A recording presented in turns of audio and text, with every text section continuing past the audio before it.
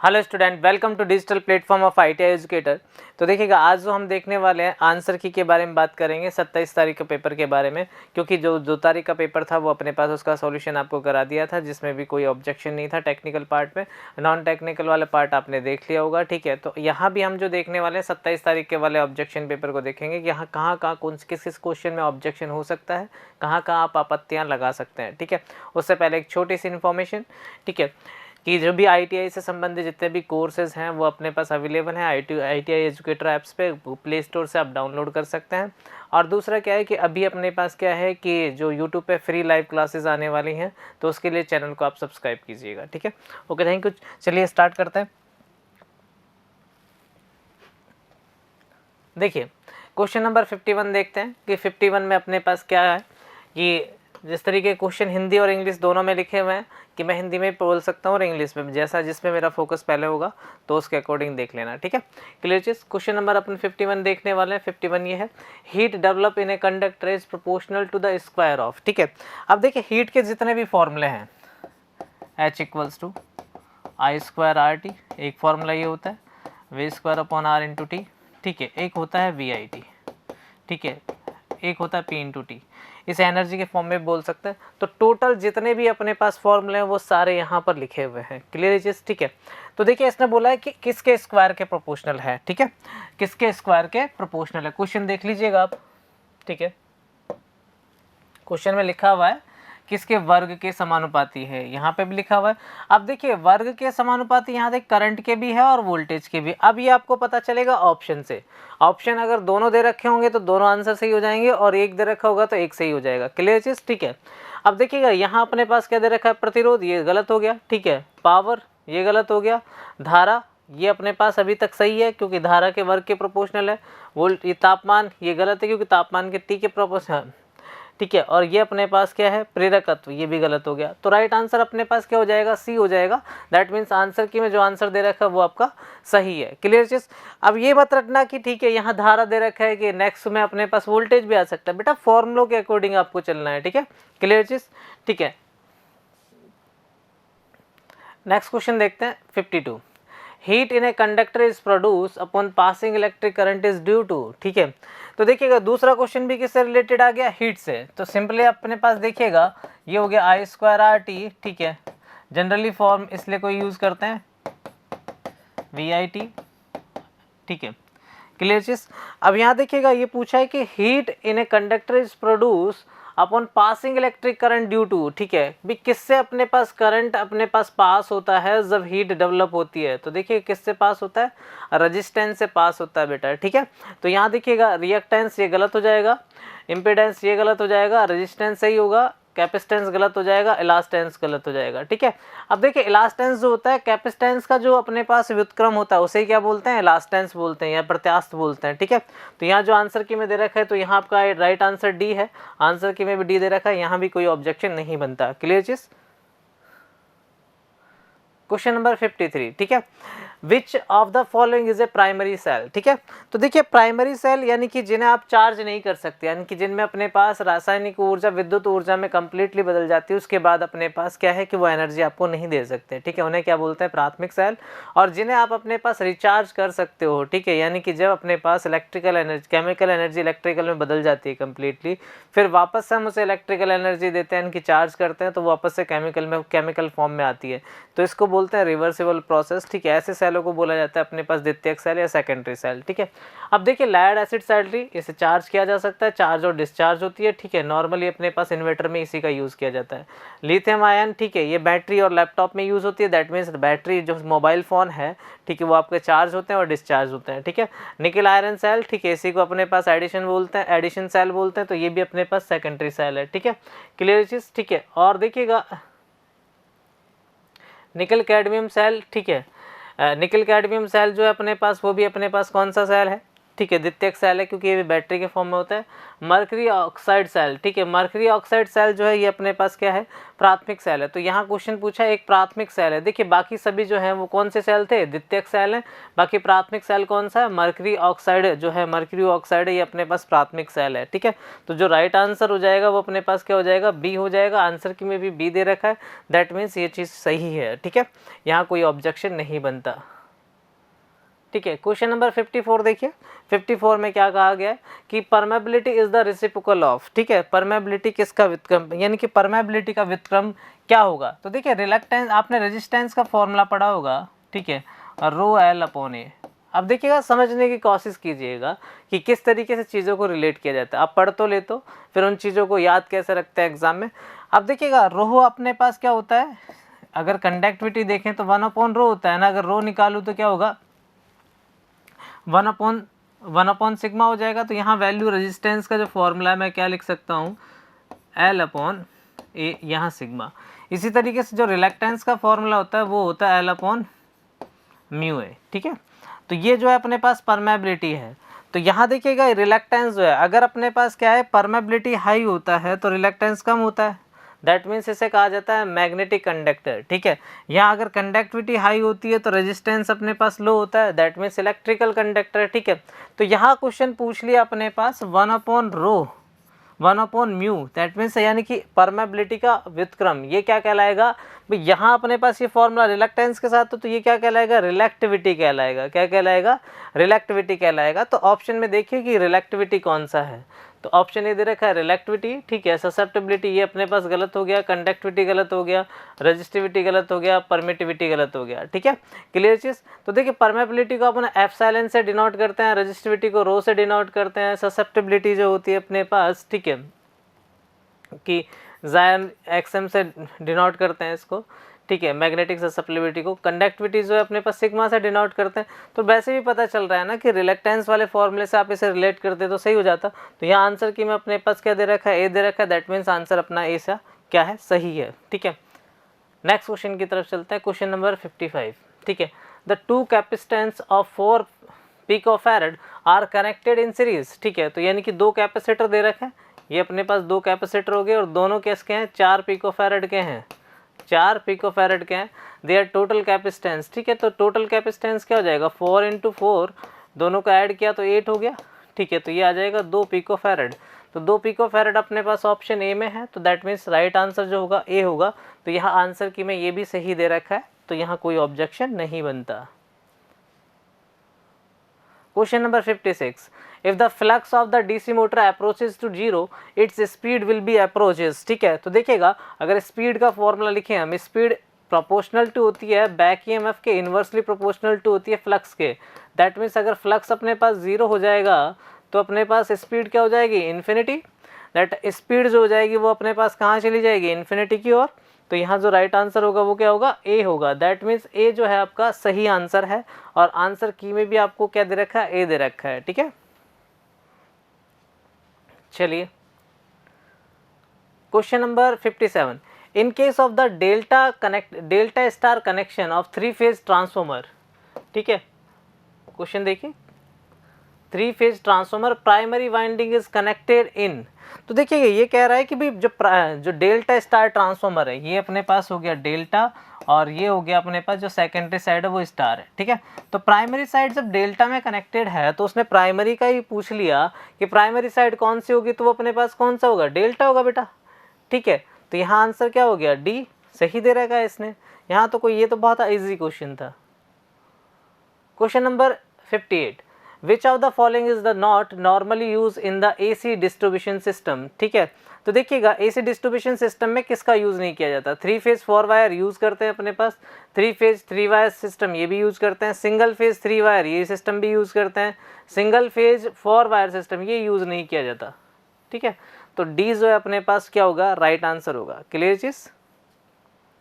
Next question की तरफ चलते हैं, question number 59, the fuel use in a nuclear power plant. ठीक है, तो देखिएगा कि जो फ्यूल यूज़ किया जाता है, पेट्रोलियम फ्यूज यूज़ नहीं होता। ठीक है, ऑप्शन कटिंग से भी कर सकते हैं, लिक्विफाइड हाइड्रोजन भी यूज़ नहीं होता। ठीक है, मीथेन भी यूज़ नहीं होता, क्रूड ऑयल भी यूज़ नहीं होता। ठीक है, क्लियर चीज़। तो डेफिनेटली आंसर क्या होगा, आइसोटॉप्स ऑफ यूरेनियम। ठीक है, तो वैसे मैंने आपको एग्जांपल में बताया भाई, थोरियम भी यूज़ कर सकते हैं अपने पास, प्लूटोनियम भी यूज़ करते हैं और यूरेनियम भी यूज़ करते हैं। और यूरेनियम के जो आइसोटॉप्स होते हैं, जो समस्थानिक होते हैं, उनका यूज़ किया जाता है। नाम भी सुना होगा आपने, यूरेनियम 235, यूरेनियम 238, ठीक है, ये सुना होगा आपने। क्लियर चीज़। तो यहाँ जो राइट आंसर होगा ए। तो यहाँ देखिएगा बहुत आसान क्वेश्चन है, जिस तरीके से मैं आपको क्लास में जब प्रैक्टिस करवाता हूँ तो वहाँ बताता हूँ ना कि ऑप्शन कटिंग से क्वेश्चन हो सकते हैं, लेकिन आप लोग चीज़ें समझते नहीं हो, रटते हो, जिसकी वजह से आपको प्रॉब्लम होती है। ये बहुत ही आसान क्वेश्चन था। क्वेश्चन नंबर 60 देखते हैं। The insulating material is use between the commutator segment. ठीक है, देखिए ये 2 तारीख वाले एग्जाम में भी था, है ना, कि जो अपने पास कम्यूटेटर है, कम्यूटेटर देखिए वो अपने पास वी आकार में होता है। तो यहाँ अपने पास जो इन दोनों के बीच में जो अपने पास इंसुलेशन यूज़ किया जाता है कम्यूटेटर सेगमेंट के बीच में, उसकी बात कर रहा है। तो ये कौन सा होता है बेटा, माइका होता है। कौन सा होता है, माइका, जिसे आप हिंदी में क्या बोलते हो, अभ्रक बोलते हो। ठीक है, क्लियर चीज़। देखो इसने हिंदी इंग्लिश कोई किस में लिखा है, हिंदी में लिखा है, दैट मीन्स बी आपका जो है राइट आंसर है। तो यहाँ भी कोई ऑब्जेक्शन नहीं बनता। क्लियर चीज़। Question number 61, which of the following is are the part of a hammer. ठीक है, तो देखिए चिक यानी कि जो फेस है, इस तरीके से अपने पास देखो मैं हैमर बनाता हूँ,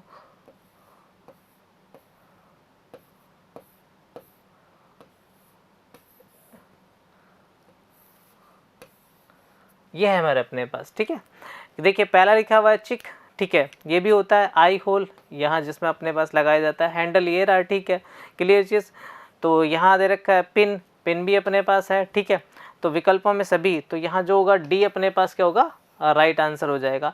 तो यहाँ भी कोई ऑब्जेक्शन नहीं बनता बेटा। ठीक है, क्लियर चीज़। ठीक है, चलें आगे। Question number 62, the material use in A split ring. ठीक है, देखिए स्प्लिट रिंग जो है अपने पास, स्प्लिट रिंग के लिए जो मटेरियल यूज़ करते हैं अपने पास, ब्रास भी यूज़ करते हैं। ठीक है, और कॉपर भी यूज़ करते हैं, यानी कि पीतल और तांबे का यूज़ किया जाता है। ठीक है, अब देखिए ज़बरदस्ती आपको आंसर नहीं करना है, ऑप्शन देखना है कि ठीक है बंदे ने अपने पास क्या है कि क्वेश्चन पेपर में अपने पास क्या नहीं दे रखा। ठीक है, अपने पास ब्रास दे ही नहीं रखा, दैट मीन्स कॉपर अपने पास फिर आंसर हो जाएगा। क्लियर चीज़। जिस तरीके से मैंने आपको बताया हुआ है कि भी अपने पास बस बार किसकी बनी होती है, एल्युमिनियम की बनी होती है और कॉपर की बनी होती है। बट जब दोनों आ जाएं तो मोस्ट प्रीफर जो बस बार होती है वो एल्युमिनियम की बनी ली जाती है। क्यों ली जाती है, क्योंकि सस्ती होती है और इजीली अवेलेबल होती है। ठीक है, क्लियर चीज़। तो इस तरीके से जब कॉन्ट्राडिक्ट आंसर हो तो मोस्ट अप्रोप्रिएट चूज़ किया जाता है, लेकिन उस बंदे ने 2 ऑप्शन दे ही नहीं रखे, तो इसलिए जो अपने पास प्रीफर किया जाएगा, मोस्ट प्रीफर जो प्रीफर किया जाता है तो ब्रास प्रीफर किया जाता है, लेकिन ब्रास ऑप्शन में नहीं है तो दैट मीन्स कॉपर प्रीफर करेंगे। ठीक है, क्लियर चीज़। तो यहाँ देखिएगा, यहाँ एग्जामिनर की मेंटेलिटी बिल्कुल साफ है। जिस बंदे को नॉलेज होगी ना, डेफिनेटली वो पेपर क्रैक करके अंदर जाएगा। ठीक है, और जिसको नॉलेज नहीं होगी, देख कन्फ्यूज़न ये होता है कि भाई हमने तो पढ़ा ब्रास था तो कॉपर कैसे आ गया। दैट मीन्स ये है कि आपको पढ़ाने वाला जो है उसको नॉलेज कम है, इस वजह से अपने पास मिस्टेक हो रही है। ठीक है, क्लियर चीज़। नेक्स्ट है अपने पास question number 63, a rough value for the internal resistance of the human body. ठीक है, तो देखिएगा ह्यूमन बॉडी जो है, ह्यूमन बॉडी के बारे में अगर मैं बात करूं, ये अपने पास ह्यूमन बॉडी, ये जेठालाल जो मैं क्लास में आपको एग्जांपल देता हूं कि भाई ये जेठालाल है।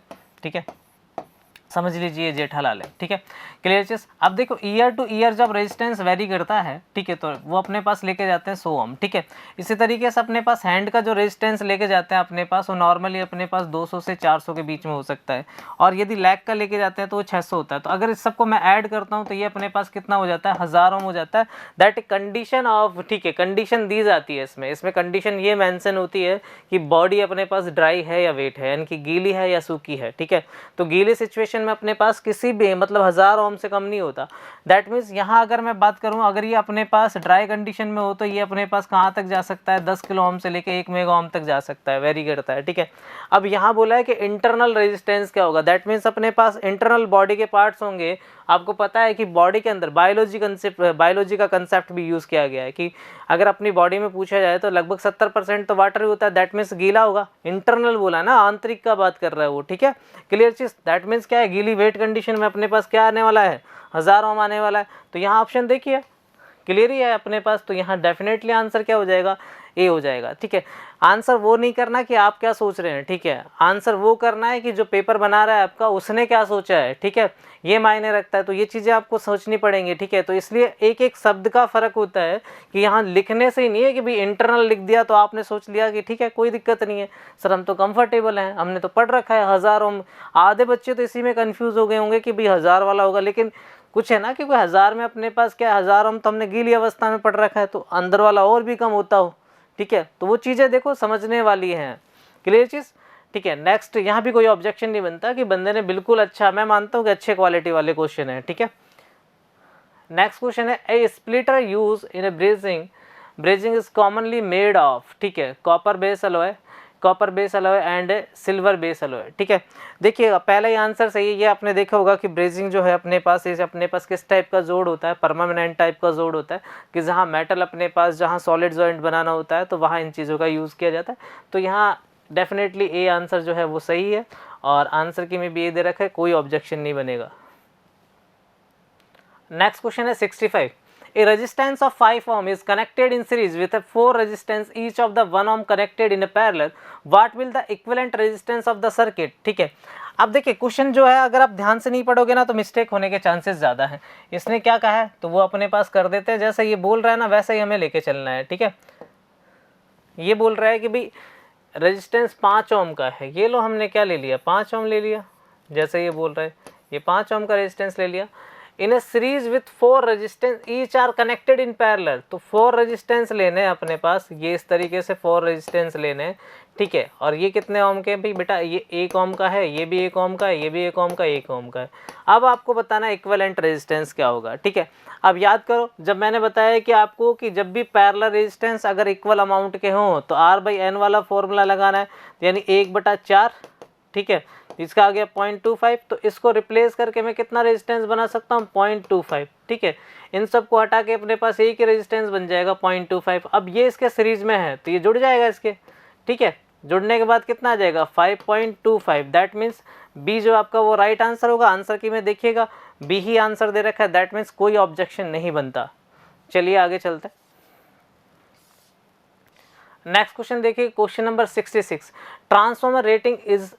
Transformer rating are usually express in term of. ठीक है, तो देखिएगा ट्रांसफॉर्मर की रेटिंग किस में की जाती है। नॉर्मली आपको बताया होगा कि ट्रांसफॉर्मर में कौन से लॉसेज होते हैं, एक तो कॉपर लॉसेज होते हैं, ठीक है, एक होता है आयरन लॉसेज। ठीक है, क्लियर चीज। अब कॉपर लॉसेज जो हैं, ठीक है, कॉपर लॉसेज हैं ये डिपेंड करते हैं करंट पर, और आयरन लॉसेज डिपेंड करते हैं वोल्टेज पर। दैट मीन्स ये वोल्टेज और करंट को किस में मापते हैं एम्पियर में। ठीक है, वोल्ट एम्पियर अपने पास क्या होगी रिएक्ट, जिसकी अपने पास रेटिंग होगी। अगर अपने पास ट्रांसफॉर्मर की इसमें थोड़ी बड़ी रेटिंग लेके चले तो ये केवी हो जाती है, और इससे बड़ी रेटिंग लेके चले तो क्या हो सकती है एमवी हो सकती है। तो पावर ट्रांसफॉर्मर की रेटिंग जो चली जाती है वो किस में चली जाती है एमवीए में चली जाती है। डिस्ट्रीब्यूशन ट्रांसफॉर्मर जो है 500 केवी तक बनाए जाते हैं, और बाकी जो छोटे ट्रांसफॉर्मर है उनमें अपने पास जो रेटिंग होती है वोल्ट एम्पियर में होती है। तो ऑप्शन चेक कर दीजिए, तीनों में से कोई सा भी ऑप्शन हो सकता है। देखिए वोल्ट गलत हो जाएगा, ठीक है, एम्पियर ये भी गलत हो जाएगा, वाट जो है वो ये भी गलत हो जाएगा। ठीक है, क्योंकि एसी मशीन जो है उनकी रेटिंग हमेशा किस में होती है अपने पास वोल्ट एम्पियर में या केवीए में लेके जाते हैं, क्योंकि पावर फैक्टर एक बड़ा इंपॉर्टेंट रोल प्ले करता है जिसके कारण पावर चेंज हो जाती है। इसलिए एक्टिव पावर में रेटिंग ना करके किस में करते हैं एपरेंट पावर में रेटिंग करते हैं। ठीक है, तो यहाँ आ गया वोल्ट एम्पियर, यही आपका राइट आंसर है। ठीक है, तो ऑप्शन कटिंग से भी कर सकते हैं कि ठीक है कि अपने पास जो पावर है या फिर अपने पास फैरड है, फैरड में अपने पास कैपेसिटेंस को मापा जाता है। तो वेदर ये मैटर करता है कि आप में नॉलेज क्या है, या मैंने दो तरीके बता रखे हैं, या तो आपको डायरेक्ट आंसर मालूम हो, या फिर अपने पास ऑप्शन कटिंग में यानी कि 4 ऑप्शन वो मालूम हो कि वो किसके आंसर हो सकते हैं। तो दो तरीके से आप आंसर तक पहुंच सकते हो। ठीक है, तो जितनी ज़्यादा नॉलेज होगी उतना ही ज़्यादा अपने पास, कहते हैं ना कि पढ़ा हुआ एक्स्ट्रा पढ़ा हुआ कभी बेकार नहीं जाता। ठीक है, लेकिन आप लोगों को लगता है कि एक्स्ट्रा पढ़े क्यों, वाई, तो ये वाई है ना, यही ज़िंदगी में सबसे बड़ी, या तो खुद से क्वेश्चन कर लिया करो, ठीक है, या टीचर से क्वेश्चन कर लिया करो। अगर ये दोनों अगर आपके अंदर नहीं है तो सफलता का मार्ग कहीं ना कहीं आप लोगों के लिए रुका हुआ होगा। ठीक है, चलें आगे।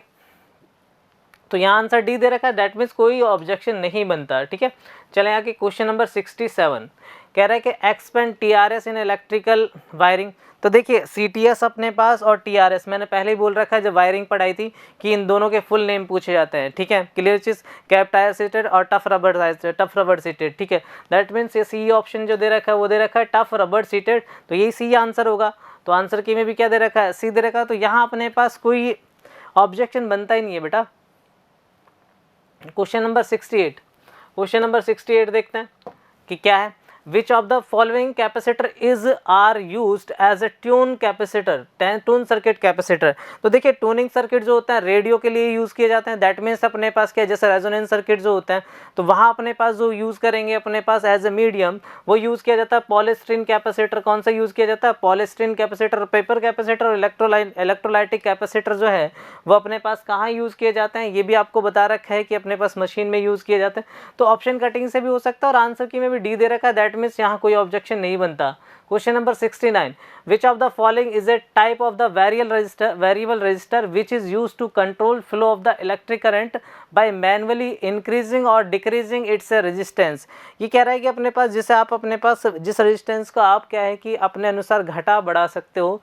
ठीक है, ऑटोमेटिक चेंज नहीं होता, आप अपने पास उसे घटा बढ़ाएंगे। तो रियोस्टेट जो है, तो रियोस्टेट यानी कि धारा नियंत्रक जो होता है इस तरीके का आपने लेबोरेटरी में देखा होगा, क्लियर चीज। तो यहाँ पॉइंट होता है, इसको आप वेरी करके अपने पास क्या कर सकते हो, चेंज कर सकते हो, तो इसको बोलते हैं मैनुअली। ठीक है, तो उसे क्या बोला जाता है, रियोस्टेट। ठीक है, दैट मीन्स यहाँ आंसर क्या दे रखा है, आंसर की में भी ए दे रखा है, यही आपका सही आंसर है। ठीक है, क्वेश्चन नंबर 70 देखते हैं। डीसी जनरेटर के आर्मेचर कोर को किस लिए लैमिनेटेड किया जाता है। ठीक है, तो आपको बताया हुआ है, देखिए लैमिनेशन, देखो अपने पास क्या है कि मान लो ये मेरे पास कोर है। ठीक है, अब जब अपने पास यहाँ अपने वाइंडिंग करते हैं, ठीक है, ये आर्मेचर कोर की बात कर रहे हैं तो ये लो आर्मेचर ले लेता हूँ मैं, है ना। तो सिंपल यहाँ कंडक्टर होगा आपके पास। अब इस कंडक्टर में जब अपने पास क्या होगा, आर्मेचर में हमेशा क्या होती है, एसी होती है। तो एसी होती है तो अपने पास दैट मीन्स उसका फ्लक्स चेंज होगा। भाई धारा अपने पास जब चेंज हो रही है तो दैट मीन्स फ्लक्स भी चेंज होगा, और फ्लक्स चेंज होता है तो ईएमएफ इंड्यूस होता है, और इस ईएमएफ इंड्यूस के कारण जो कोर है अपने पास, इन कोर में अपने पास क्या होने लगता है, करंट बहने लगता है। तो इन्हें अपने पास बोलते हैं भंवर धाराएं, और इनके कारण जो हानियां होती हैं उन्हें बोलते हैं भंवर धारा हानियां। ठीक है, अब इसको कम करने के लिए हम क्या करते हैं, इस पर लैमिनेशन कर देते हैं। क्या कर देते हैं, लैमिनेशन कर देते हैं। इस लैमिनेशन से क्या होता है, जो इफेक्टिव एरिया है वो लगभग 10% कम हो जाता है।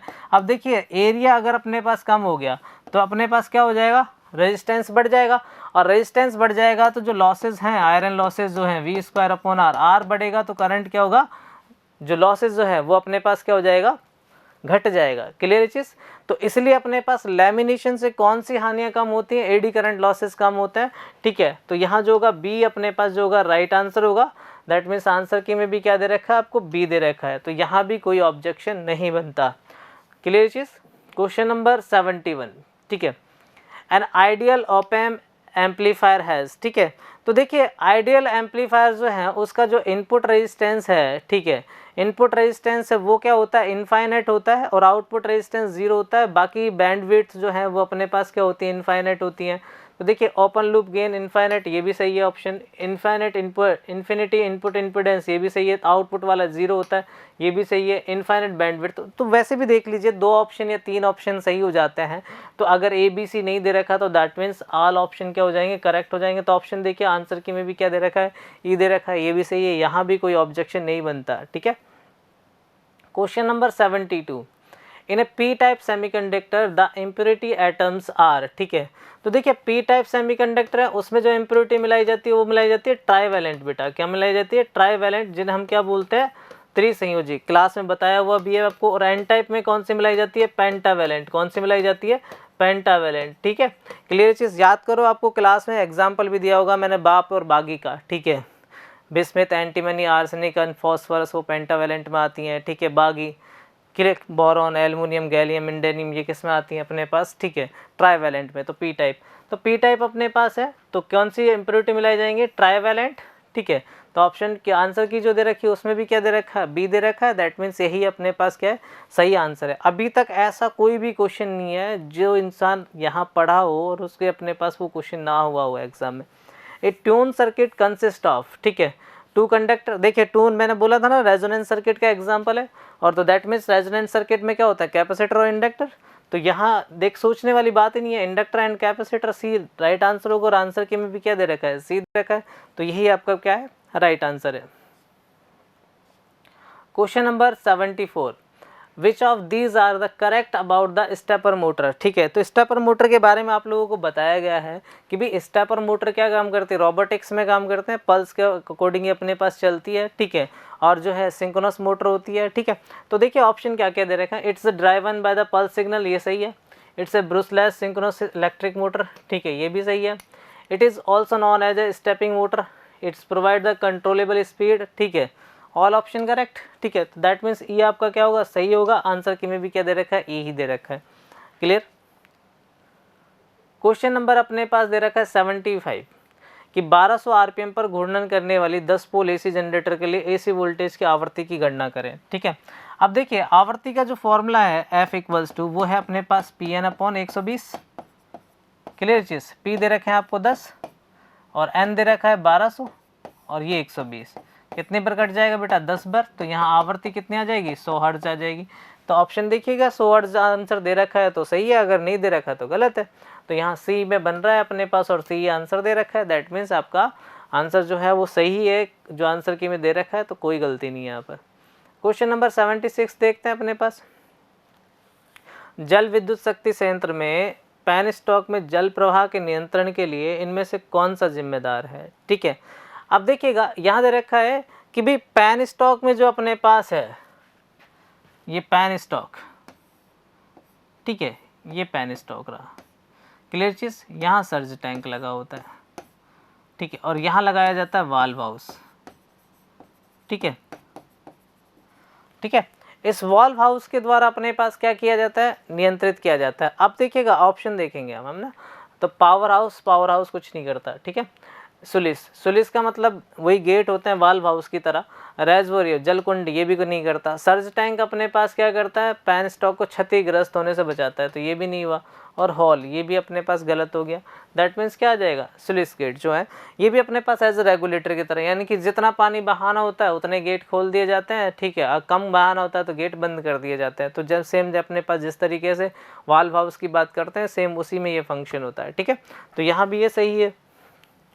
नेक्स्ट क्वेश्चन की बात करें, question number 77, is solar collector work by the converting solar energy into, ठीक है। तो ये पूछ रहा है कि भाई अपने पास जो सोलर कलेक्टर है वो अपने पास किस सिद्धांत पे काम करता है, work by converting the solar energy into. भाई सोलर एनर्जी अपने पास किस तरीके से, देखिए एक सोलर कलेक्टर सौर ऊर्जा को परिवर्तित करके काम करता है। तो भाई सीधी सी बात है कि भाई सोलर जो सौर ऊर्जा है वो किस में कन्वर्ट हो रही होगी अपने पास, यहाँ से अपने पास जो है यहाँ ये फोटोन में चलती है, तो यहाँ से सीधा ये थर्मल में जा रही होगी, ठीक है, और थर्मल से किस में जा रही होगी अपने पास, इलेक्ट्रिकल में। अब देखिए दो तरीके से अपने पास कन्वर्जन होता है, एक तो अपने पास डायरेक्ट कन्वर्जन होता है और एक होता है अपने पास इनडायरेक्ट कन्वर्जन, ठीक है। भी जब सोलर एनर्जी उसके लिए, जो कल लास्ट टाइम में भी अपने पास सोलर एनर्जी से उसने एक क्वेश्चन दिया था, जहाँ अपने पास किसके बारे में बात की थी, कि अपने पास कलेक्टर के बारे में बात की थी, यहाँ अपने पास कन्वर्टर की बात कर रहा है, ठीक है।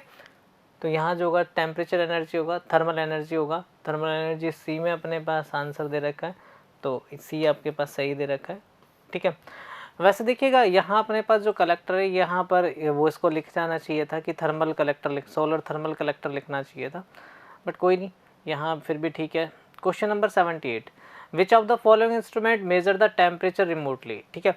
अब देखिएगा पीजोमीटर जो है वो क्या मापता है, पीजोमीटर मापता है अपने पास क्या, ठीक है, प्रेशर मापता है बेटा, प्रेशर मापता है, वो भी अंडरग्राउंड वाटर प्रेशर, ठीक है, ये प्रेशर मापता है। तो प्रेशर का तो अपने पास उसने पूछा नहीं। मोनोमीटर जो है वो भी अपने पास प्रेशर मापता है, ये भी नहीं पूछा उसने, ठीक है। क्लियर चीज, टैकोमीटर जो है अपने पास वो मापता है अपने पास स्पीड, ठीक है, स्पीड मेजर करता है। और जायरोमीटर है ये मोशन मेजर करता है, ये भी गति इटसेल्फ, ठीक है। और पायरोमीटर जो है वो अपने पास मेजर करेगा टेम्परेचर, ठीक है। तो यहाँ जो राइट आंसर होगा बेटा सी होगा, और आंसर की में भी क्या दे रखा है, सी दे रखा है, दैट मीन्स ये सही है, ठीक है। क्लियर चीज। क्वेश्चन नंबर 79, ठीक है। अब देखिए the total number of strand of concentrically stranded cable with the total annular space filled with the strand of the uniform diameter is given where n is the number of strand and n is the number of layer, ठीक है। तो देखिए ये जो अपने पास question दे रखा है ना, ये बंडल कंडक्टर का है। किसका है? बंडल कंडक्टर का। तो याद करो मैंने आपको अपने पास एक लेयर बताई थी जब आपको बंडल कंडक्टर पढ़ाया जाता है, तो भाई ये सेंटर वाला जो अपने पास ACSR कंडक्टर पढ़ाया था ना कि बंडल कंडक्टर कैसे बनाते हैं, तो भाई सेंटर वाला जो अपने पास कंडक्टर है वो किसका बना होता है? स्टील का बना होता है। ठीक है, मैं जो स्ट्रेंथ है उसको प्रोवाइड करने के लिए। जो आउटसाइड के कंडक्टर है वो किसके बने होते हैं अपने पास? ठीक है, वो बने होते हैं किसके? एल्युमिनियम के बने होते हैं। तो ये लेयर अपने पास कैसे चलती है? ये 1 है तो यहाँ फिर 6 की चलेगी, फिर 6 का डबल क्या होगा? 12 होगा। तो आप देखिएगा n बराबर एक बार तो 1 रख के देखें तो आपको पता चल जाएगा 7 आना चाहिए, और n बराबर जैसे 2 रखोगे तो ये अपने पास कितना होना चाहिए? 19 आना चाहिए। ठीक है, इसी से आपका आंसर आ जाएगा। पुट करके देख लेते हैं। तो यहाँ आपने n बराबर 1 रख के देखा, ठीक है, n बराबर 1 रख के देखा तो यहाँ अपने पास 1 हो गया, 2 हो गया। ठीक है, 2 को मल्टीप्लाई किया तो 7 आ गया, और n बराबर हम 2 रख के देखते हैं तो ये 3 हो गया। ठीक है, ये 6 हो गया, 6 को 3 से मल्टीप्लाई किया तो 18 + 1 = 19। ठीक है, तो यही अपने पास क्या है? एक्चुअल आंसर है। ठीक है, बाकी किसी में पुट करोगे तो ये नहीं बनेगा। बताया था ना आपको डॉग कंडक्टर जो होता है उसमें कितने कंडक्टर होते हैं, वेजल कंडक्टर जो होता है उसमें क्या होता है, रैबिट कंडक्टर में क्या होता है, ज़ेब्रा कंडक्टर में, तो वहीं से ये क्वेश्चन। तो ये मैं आपके लिए लेवल मान सकता हूँ कि ये अपने पास डिफ़िकल्टी लेवल में आप इसे कंसिडर कर सकते हो। ठीक है, clear. Question number 80, which of the following cell has the high EMF। ठीक है, कि इनमें से कौन से सेल का EMF ज़्यादा होता है। ठीक है, तो डेफिनेटली देखिएगा डैनियल सेल है, एडिशन सेल है, कैडमियम सेल है और लैक्लांसी सेल है। ठीक है, तो ये एडिशन सेल जो अपने पास तो निकल आयरन सेल होता है तो इसका EMF तो लेड एसिड सेल से कम होता है। ठीक है, तो वो 1.4 ही लेके चलते हैं। यहाँ अपने पास कितना होता है? 1.8 से लेके 2.2 तक होता है। तो दैट मीन्स आंसर क्या आ जाएगा? लेड एसिड सेल आ जाएगा। तो आंसर की में भी E दे रखा है, ये सही आंसर है।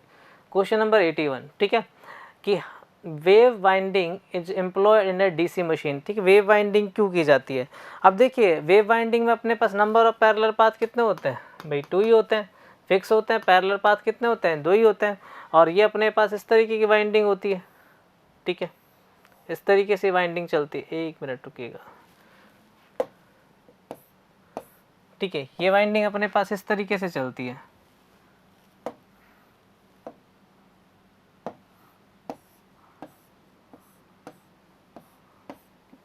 इसमें बैक पिच और फ्रंट पिच जो है वो ऐड होती है बेटा। ठीक है, क्लियर चीज़। तो इसमें अपने पास क्या होगा? वोल्टेज ज़्यादा होता है और करंट कम होता है। ठीक है, और वहीं अगर मैं लैप वाइंडिंग की बात करता हूँ तो लैप वाइंडिंग अपने पास इस तरीके से चलती है। देखिए दोनों में डिफरेंस देखिएगा तभी आपको पता चलेगा। इस तरीके से अपने पास लैप वाइंडिंग चलती है। ठीक है, अब यहाँ देखिए नंबर ऑफ पैरेलल पाथ कितने हो जाते हैं? पोल के बराबर हो जाते हैं। तो पाथ जब अपने पास ज़्यादा होगा तो करंट रेटिंग ज़्यादा होगी। तो ये अपने पास जो लैप वाइंडिंग है ये अपने पास करंट हाई के लिए की जाती है, वोल्टेज कम के लिए। वेव वाइंडिंग वोल्टेज हाई के लिए और करंट कम के लिए। तो अब ऑप्शन चेक कर लेंगे हम वेव वाइंडिंग वाला। दोनों में से कोई सा भी दे सकता है बेटा, है ना। और दोनों दे रखे होंगे तो दोनों का ऑप्शन लेके चलेंगे। High current and low voltage, high current and low voltage, तो ये तो अपने पास गलत हो जाएगा, ये ऑप्शन तो हो नहीं सकता। लो करंट एंड हाई वोल्टेज, तो देखिए लो करंट एंड हाई वोल्टेज ये सही है अपने पास। ठीक है, तो बी ही आपका आंसर हो जाएगा। और आंसर की में भी क्या दे रखा है? बी दे रखा है। ठीक है, यहाँ भी कोई ऑब्जेक्शन नहीं बनता। क्वेश्चन नंबर 82 देखते हैं। जूल्स लो, जूल का नियम कहता है कि किसी गैस की विशिष्ट आंतरिक ऊर्जा केवल निर्भर करती है। ठीक है, क्लियर चीज़ है, अपने पास तापमान पर निर्भर करती है, यही जूल का नियम है। तो यहाँ अपने पास आंसर की में जो सी दे रखा है वो सही दे रखा है। ठीक है, alternator work on the principle of, ठीक है, ये तो आप अच्छे तरीके से जानते हैं, इलेक्ट्रोमैग्नेटिक इंडक्शन पे काम करता है। तो ए आपका जो है वो सही आंसर है। ठीक है, next question number 84, the joint is replace by the wire nut. ठीक है, जॉइंट को एक वायर नट के द्वारा बदल दिया जाता है। ठीक है, उस जो को क्या कहा जाता है? उसे रेड टेल जॉइंट कहा जाता है। तो देखिए ये आपके अपने पास जॉइंट से क्वेश्चन वहाँ भी था, और जो जब वहाँ कल बताया था ना वेस्टर्न यूनियन जॉइंट वाला, तो यहाँ भी है। Question number 85, which of these is the passive component. तो देखिए पैसिव कंपोनेंट जो होते हैं, पहले मैं आपको बता देता हूँ पैसिव और एक्टिव कंपोनेंट क्या होता है। एक्टिव कंपोनेंट, भाई देखिए एक्टिव कंपोनेंट वो होते हैं जिनकी खुद की एनर्जी होती है। ठीक है, खुद की एनर्जी होती है। जैसे अपने पास क्या है कि यानी कि उनमें खुद में कुछ ना कुछ वोल्टेज होता है। ठीक है, उन्हें हम बोलते हैं एक्टिव कंपोनेंट। ठीक है, जैसे अपने पास क्या मैंने ले लिया, बैटरी ले लिया। ठीक है, बैटरी ले लिया, सेल ले लिया, तो इनका खुद का कुछ ना कुछ वोल्टेज होता है। और जो पैसिव कंपोनेंट जिनकी खुद की कोई एनर्जी नहीं होती और इनको यूज़ के लिए अपने पास दूसरे की एनर्जी पर निर्भर करना पड़ता है, जैसे रेजिस्टेंस हो गया, कैपेसिटर हो गया, इंडक्टर हो गया, ठीक है। तो अब देखिएगा ऑप्शन ए दे रखा है इसने डायक, तो डायक सेमीकंडक्टर डिवाइस है, उसका कुछ ना कुछ कट इन वोल्टेज तो होता ही है बेटा, ठीक है। दूसरा अपने पास दे रखा है मॉसफेट, मॉसफेट जो है ये भी अपने पास सेमीकंडक्टर डिवाइस है, दैट मीन्स इसका भी कुछ ना कुछ वोल्टेज होगा, ठीक है। तीसरा दे रखा है इन्होंने ट्रांजिस्टर, SCR, ठीक है। तो दैट यहाँ सीधा ही देख लो ना, कैपेसिटर जो है अपने पास, इसको अपनी एनर्जी, इसके पास खुद की कोई एनर्जी नहीं होती, इसको सप्लाई देनी पड़ती है, ठीक है। तो यहाँ जो आंसर की में डी दे रखा है आंसर, वो सही दे रखा है। नेक्स्ट क्वेश्चन देखते हैं, question number 86, which quantity can be measured by the CRO, ठीक है। कैन बी मेजर्ड, CRO के द्वारा किस मात्रा को मापा जा सकता है, ठीक है। आवर्ती, प्रेरकत्व, फॉर्म फैक्टर, चालकता, प्रतिरोध, ठीक है। तो आवर्ती को मापा जा सकता है CRO के द्वारा, ठीक है। तो ये आपको बता रखा है CRO के द्वारा अपने पास क्या माप सकते हैं, फेज एंगल भी माप सकते हैं, ठीक है। फेज एंगल भी माप सकते हैं और अपने पास फ्रीक्वेंसी भी माप सकते हैं, ठीक है। क्लियर चीज़। तो इसके लिए आपको जो है CRO को किस मोड में कनेक्ट करना पड़ता है, डुअल मोड में कनेक्ट करना पड़ता है। किस में कनेक्ट करना पड़ता है, डुअल मोड में कनेक्ट करना पड़ता है। और जब CRO को डुअल मोड में कनेक्ट करते हैं तो उस समय जो आकृतियाँ बनती हैं उनको लिसाजूज आकृति कहा जाता है या लिसाजू पैटर्न कहा जाता है। तो ये क्वेश्चन बार बार रिपीट होता है, तो ये भी कोई आपके लिए बड़ा क्वेश्चन नहीं था, क्लास में पढ़ाया हुआ है, ठीक है। और आंसर की में भी सही दे रखा है, ठीक है। नेक्स्ट क्वेश्चन है अपने पास, ट्रांसफार्मर में कंजर्वेटर का क्या कार्य होता है, ठीक है। ये सीधा अपने पास क्वेश्चन आया हुआ है, क्या बताया ना भी कंजर्वेटर जो ऊपर अपने पास एक छोटा सा टैंक होता है जो ऑयल लेवल को मेंटेन करके रखता है, ठीक है। यानी कि जब अपने पास कॉइल सैचुरेटेड होती है और एक्सपैंड होती है तो उस सिचुएशन में जो तेल का स्तर चेंज होता है, ठीक है, तो तेल के संकुचन को अपने पास क्या है, नियंत्रित करता है। क्लियर चीज़। तो अब देख लेते हैं ऑप्शन में जो दे रखा होगा, प्रिवेंट द मॉइस्चर एंट्री, ठीक है, ये गलत है। इसके लिए अपने पास कौन सा यूज़ करते हैं, ब्रीदर यूज़ करते हैं, silica gel. Transfer the heat to the atmosphere, ये भी गलत है अपने पास, ठीक है। उसके लिए अपने पास जो यूज़ किया जाता है मॉइस्चर, अपने पास अगर एनवायरनमेंट में एटमॉस्फेयर में हीट ट्रांसफ़र करनी है तो उसके लिए एल्बो रिलीफ डिवाइस यूज़ किया जाता है। रिलीज़ द इंटरनल प्रेशर, ठीक है, ये भी गलत है।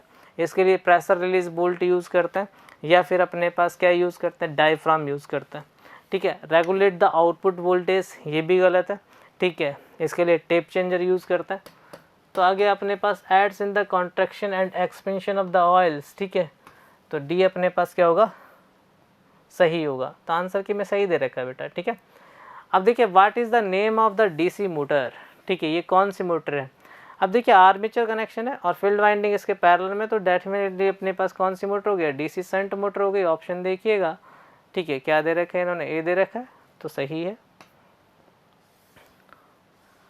Question number 89, in a first aid a victim में required CPR which stand for. देखिए CPR का क्वेश्चन वहाँ भी आया था, ठीक है, उसको बोलते हैं कार्डियोपल्मोनरी रेस्पिरेशन, ठीक है। CPR की जो फुल फॉर्म है वो पूछी है, तो ए अपने पास सही आंसर है, इसमें कोई दिक्कत ही नहीं था।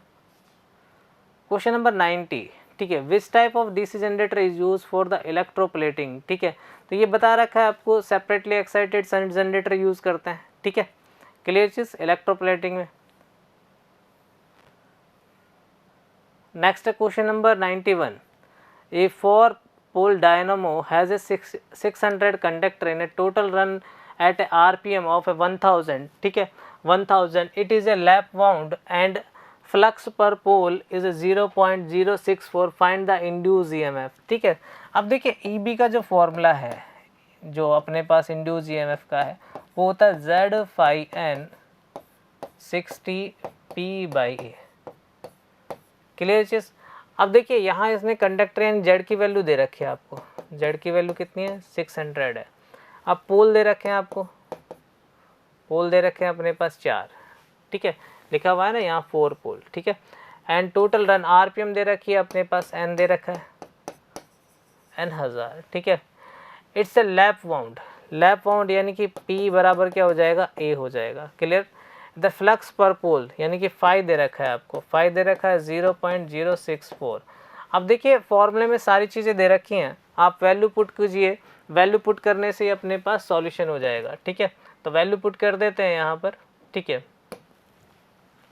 तो देखिए Z की वैल्यू अपने पास 600, क्लियर चीज़, फाई की वैल्यू अपने पास 0.064 मल्टीप्लाई, ठीक है। एन की वैल्यू अपने पास 1000, ठीक है, और ये वैल्यू अपने पास 6 है।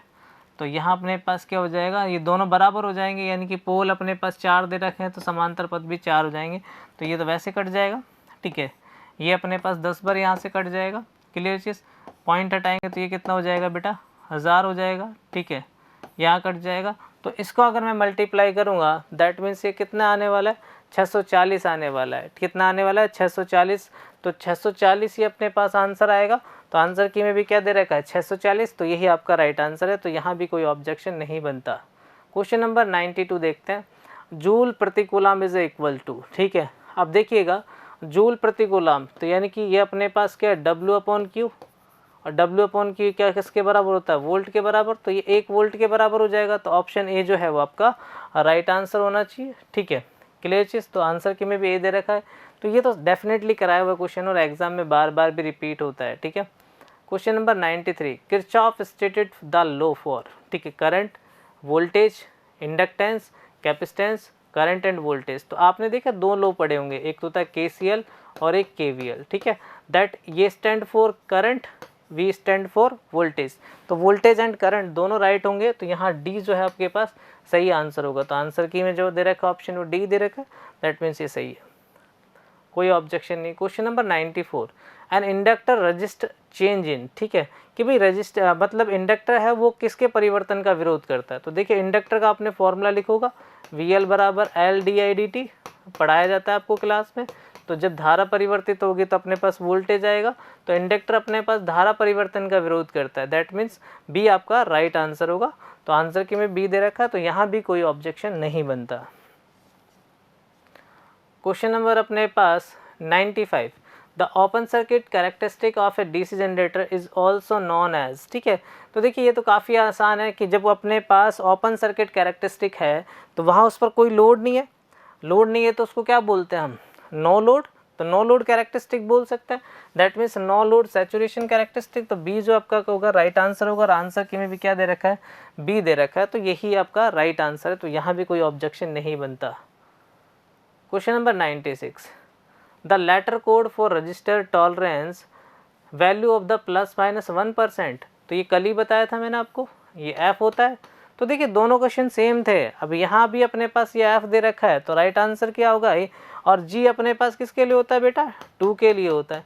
तो देखिए सोची समझी हुई साजिश है। तो ये दोनों क्वेश्चन डिफिकल्टी लेवल सेम है, ये यहाँ भी नहीं हुआ होगा बच्चों से और वहाँ भी नहीं हुआ होगा डेफिनेटली, ठीक है। तो ये अपने पास क्या 2 क्वेश्चन अभी तक ऐसे आ गए हैं जो डिफिकल्टी लेवल में है। तो यहाँ मैं इस लेटर कोड को किस में डाल देता हूँ, डिफिकल्टी लेवल में, ठीक है। तो वहाँ अपने पास सेम क्वेश्चन था। तो यहाँ अपने पास क्या है कि जब सेम क्वेश्चन आता है तो वो अपने पास किस में नहीं ऐड होगा, आपके स्केलिंग में ऐड नहीं होगा, ठीक है। Question number 97, which type of motor is use in the wet grinder, ठीक है। तो ये आपको बताया रखा है कि अपने पास single phase induction motor use होती है। अगर उसका नाम दे रखा होता यूनिवर्सल मोटर दे नहीं रखा, उसी को क्या बोलते हैं। तो यहाँ आ जाएगा single phase induction motor, that means answer की में भी क्या दे रखा है, सी राइट आंसर है बेटा। Next, Tesla is a unit of magnetic flux density. तो यहाँ अपने पास क्या दे रखा है, सी आंसर। आंसर की में भी अपने पास सी दे रखा है। तो यहाँ भी कोई ऑब्जेक्शन नहीं बनता।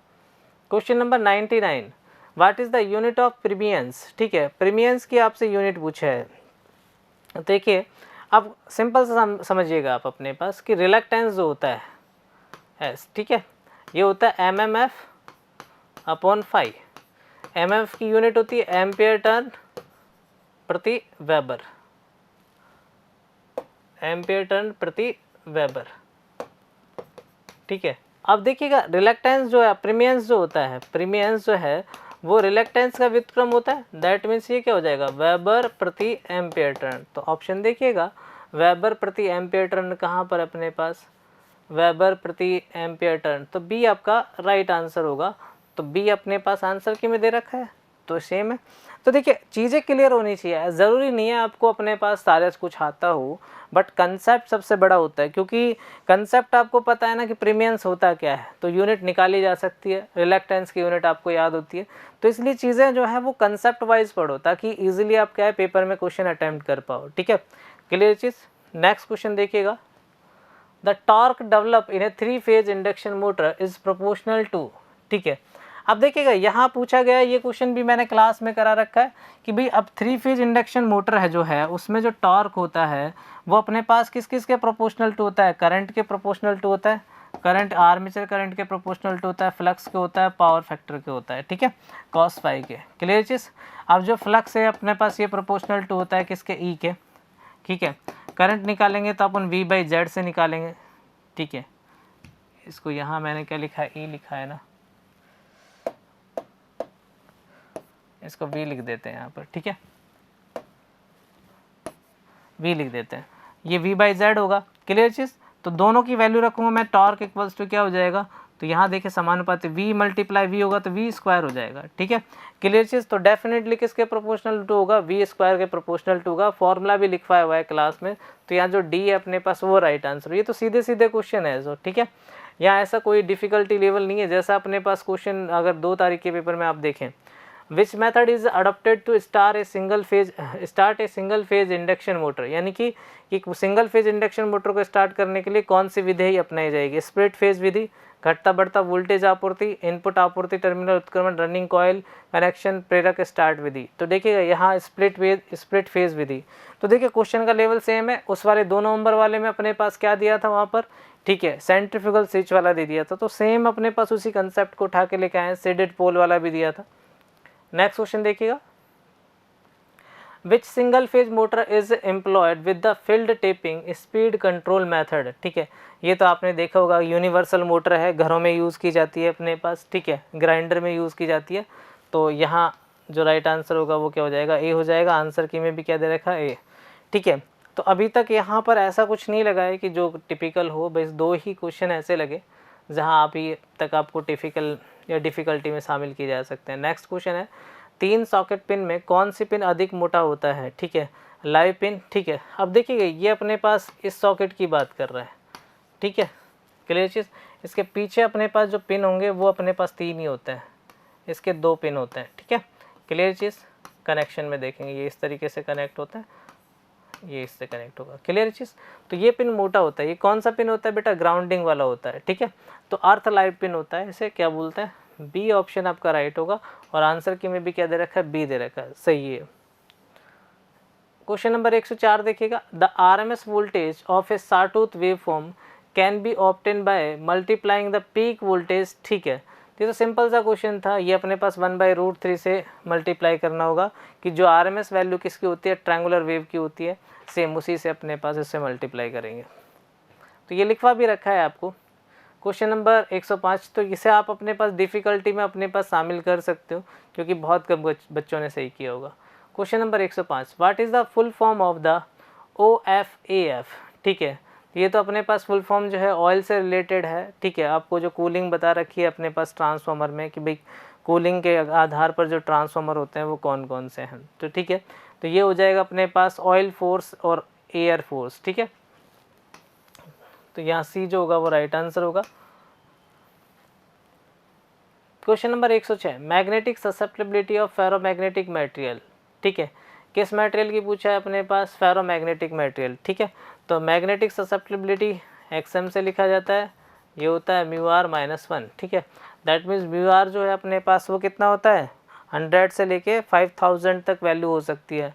तो अगर यहाँ वैल्यू पुट करेंगे दैट मीन्स पॉजिटिव होगा, और पॉजिटिव भी जो होगा अपने पास क्या होगा, लार्ज पॉजिटिव होगा, ठीक है। तो ए आपका जो होगा वो राइट आंसर होगा, ठीक है। तो यहाँ कोई ऑब्जेक्शन नहीं बनता, आंसर की में भी ए दे रखा है। Question number 107, which of the following magnetic material has anti parallel aligns magnetic moment with the unequal magnitude, यानी कि निम्नलिखित में से किस चुंबकीय पदार्थ में असमान परिमाण के साथ साथ प्रति समांतर एंटी पैरेलल संरेखित चुंबकीय मोमेंट होते हैं, ठीक है। तो वो होता है बेटा फेरोमैग्नेटिक मटेरियल में। किस में होता है, फेरोमैग्नेटिक मटेरियल में, ठीक है। क्लियर चीज़।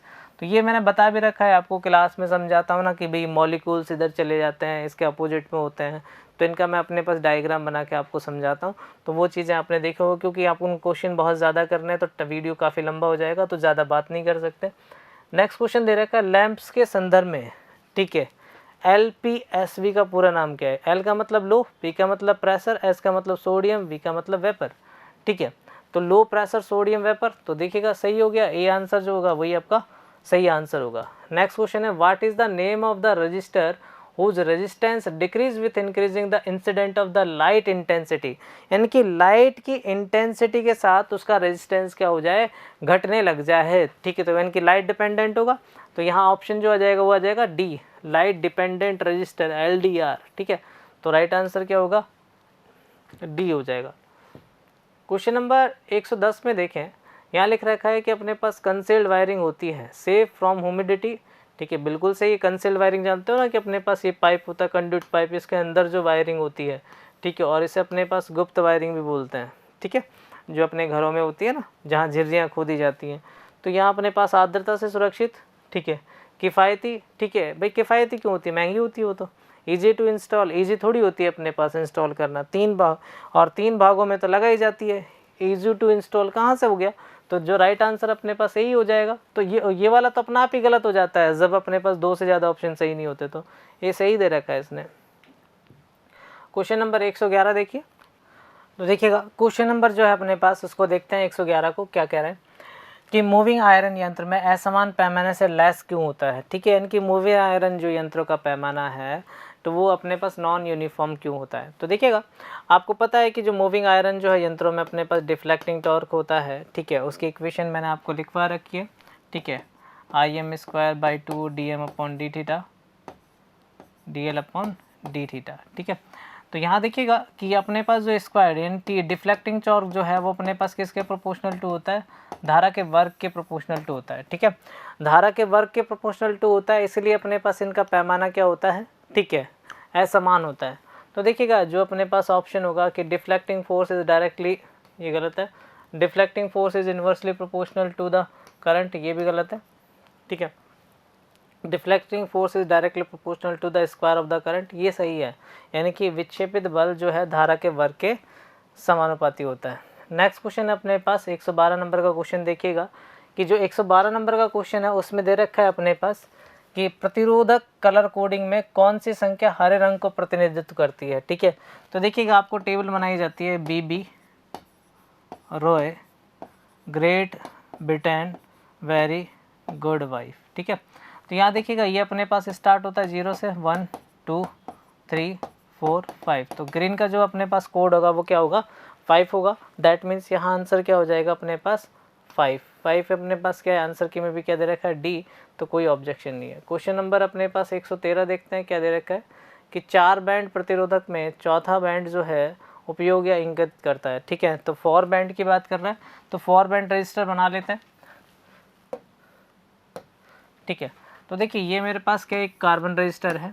ठीक है, एक बैंड ये हो गई, सेकंड बैंड ये, थर्ड बैंड ये, फोर्थ बैंड ये। तो देखिए फर्स्ट बैंड जो बताती है वो कार्बन का फर्स्ट प्रतिरोध अंक, पहला अंक बताती है, दूसरा अंक बताती है, ये अपने पास गुणक को बताती है, ये अपने पास टॉलरेंस को बताती है।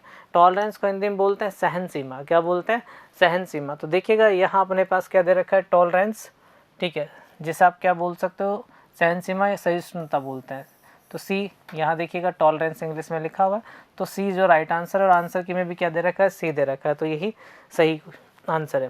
क्वेश्चन नंबर अपने पास 114 नंबर का देखिएगा 114 कि 5 बैंड प्रतिरोधक के लिए कलर कोड दे। ठीक है, तो देखिए ये अपने पास B है, दैट मीन 5 नंबर है, तो ये अपने पास कोड कौन सा होगा, G होगा। तो G अपने पास देखिए पहले तो हरे से शुरुआत होगी। ठीक है, फिर अपने पास क्या है BB रॉय, तो ठीक है दूसरा अपने पास जो BB और रॉय। ठीक है, तो ये 0 होगा, ये 1 होगा, ये 2 होगा, तो दूसरा अपने पास रेड होगा। तो पहला हरा होगा, दूसरा रेड होगा। तो देखिए यहाँ पहला ग्रे दे रखा है, ये कट गया, ये बैंगनी दे रखा है, ये कट गया, पीला दे रखा है, ये कट गया। इन दोनों में पहला हरा है, लेकिन ये दूसरा सफ़ेद दे रखा है, ये कट गया। दैट मीन्स D आंसर है। आंसर अपने पास इतना ज़्यादा सॉल्व करना होता ही नहीं है। तो जैसा मैं आपको क्वेश्चन पेपर में भी सॉल्व करना बताता हूँ, उसी तरीके से एग्जाम में भी सॉल्व कीजिए, ताकि अपने पास कम समय लगे और सटीकता से आप गहराई से आंसर कर सकते हैं। अब कुछ बच्चे पूरा निकालते हैं और फिर भी लास्ट वाली बैंड पर अटकते रहते हैं और वो गलत हो जाता है। ठीक है, तो कोई टिपिकल क्वेश्चन नहीं था ये।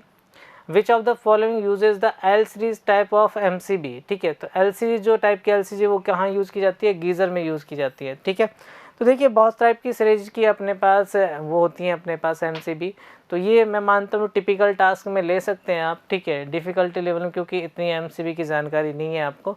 ठीक है, question number 116, what will happen the value of the resistance if the length of the conductor is increase. तो ये कह रहा है कि अपने पास क्या है कि अगर कोई भी प्रतिरोध है उसकी लंबाई को बढ़ाया जाए तो प्रतिरोध पर क्या प्रभाव पड़ेगा। तो देखिएगा, अगर अपने पास लंबाई बढ़ा रहे हैं तो रेजिस्टेंस डायरेक्टली प्रोपोर्शनल टू होता है लेंथ के, लेंथ इंक्रीज होगी तो रेजिस्टेंस भी इंक्रीज हो जाएगा, तो प्रतिरोध क्या होगा, बढ़ेगा। तो आंसर की में भी क्या दे रखा है, बी दे रखा है, तो दैट मीन्स ये सही है। क्वेश्चन नंबर 117 देखिएगा कि which is a non conventional energy source. ठीक है, यानी कि जो ऊर्जा का गैर परंपरागत स्रोत है वो कौन सा है। ठीक है, पेट्रोलियम, डीजल, नेचुरल गैस और कोयला या विंड। ठीक है, तो जो अभी अपने वर्तमान में आए हैं, जैसे अपने पास सोलर एनर्जी है, विंड एनर्जी है, टाइडल एनर्जी है, ठीक है, बायोमास एनर्जी है, वो जियोथर्मल एनर्जी, ये सब नॉन कन्वेंशनल एनर्जी सोर्स है। तो यहाँ जो होगा विंड आपका राइट आंसर होगा, और आंसर की में भी अपने पास क्या दे रखा है, ए दे रखा है, तो ये भी सही है, यहाँ भी कोई ऑब्जेक्शन नहीं बनता। 118 नंबर का क्वेश्चन देखिएगा, which is the main purpose of the boiler in A steam power station. तो बॉयलर का जो अपने पास क्या है कि मुख्य काम क्या होता है। तो देखिएगा, पावर प्लांट में बता रखा है कि बॉयलर का मुख्य काम क्या होता है, पानी को भाप में परिवर्तित करना होता है। ठीक है, यानी कि water is convert into steam. ठीक है, तो देखिए, तो वाटर इनटू स्टीम, जो सी है वो राइट आंसर होगा। दैट मीन्स आंसर की में भी आपको सी दे रखा है। ठीक है, तो ये सही है, यहाँ कोई प्रॉब्लम नहीं है और ना कोई ऑब्जेक्शन है। ठीक है, नेक्स्ट क्वेश्चन है, the peripheral distance between the two sides of A coil measured in terms of the number of armature Sanor between them is called. ठीक है, तो देखिएगा, अगर अपने पास जो पेरिफेरी उन दोनों के बीच की जो डिस्टेंस है उसको बोलते हैं बेटा कॉइल पिच। क्या बोलते हैं, कॉइल पिच बोलते हैं। ठीक है, तो देखिएगा, जब आप उन डायग्राम बनाते हैं तो यहाँ अपने पास इस तरीके से कॉइल बनती है। ठीक है,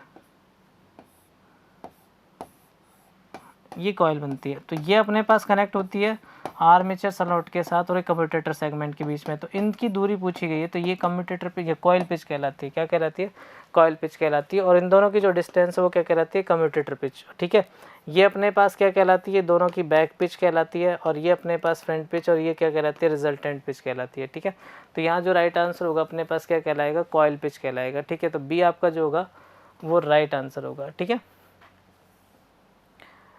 क्वेश्चन नंबर अपने पास 120। ठीक है, लाइन कंडक्टरों से तनाव को दूर करने के लिए एक पोल के शीर्ष के एक आसन्न पोल के शीर्ष तक स्थापित एक तार, ठीक को कहा जाता है। ठीक है, अब देखिएगा, समझिए क्या कह रहा है कि लाइन कंडक्टर का जो तनाव है उससे दूर एक पोल शीर्ष के साथ एक आसन्न पोल के शीर्ष तक स्थापित करने के लिए तान तार यानी कि गाय वायर जो है उसको क्या कहा जाता है। ठीक है, तो देखिए, पिछली बार भी ये क्वेश्चन आया था, तो वहाँ अपने पास हेड गाय अपने पास, ठीक है, उसके बारे में आ गया था क्वेश्चन। ठीक है, तो यहाँ जो क्वेश्चन पूछा गया है वो अपने पास देखिए दूसरे पोल से बीच की दूर की जो क्या बोलते हैं, स्पान बोलते हैं। तो क्या क्या कहलाएगा, स्पान गाय कहलाएगा। तो यहाँ भी आंसर जो दे रखा है सी दे रखा है, ये भी सही है। इसे भी आप क्या है, टिपिकलिटी लेवल में अपने पास कंसिडर कर सकते हैं, क्योंकि ये बहुत कम बच्चों ने किया होगा। क्योंकि ठीक है, ये अपने पास पोल को बैलेंस करने यानी कि पोल जो लगाते हैं, ठीक, इतनी अपने पास नॉलेज नहीं होती, तो दैट मीन्स यहाँ इसे डिफ़िकल्ट लेवल में कंसिडर किया जा सकता है। नेक्स्ट क्वेश्चन है, what is the value of resistivity of copper. ठीक है, तो ये आपको बता रखा है मैंने, और 20 डिग्री पे पूछ रखा है। तो 20 डिग्री पे पूछ रखा है तो बेटा अपने पास क्या होगा कि नॉर्मल अपने पास 1.76 जो होता है नॉर्मल लेके चलते हैं, और 20 डिग्री पर होगा तो उससे थोड़ा कम होगा, तो वो कितना हो जाएगा, 1.68 10⁻⁻8 ओम मीटर। ठीक है, तो देखिए, चांदी की जो होती है 1.56 होती है, तो यहाँ ऑप्शन देख लीजिएगा, यहाँ 1.64 दे रखा है, वहाँ 1.68 दे रखा है। तो कल आपको बताया गया था 1.76 नॉर्मल लेके चलते हैं। ठीक है, 20 डिग्री पर पूछ लिया गया तो 20 डिग्री पर ही लेते हैं ज़्यादातर, वो कितने होते हैं, 1.68।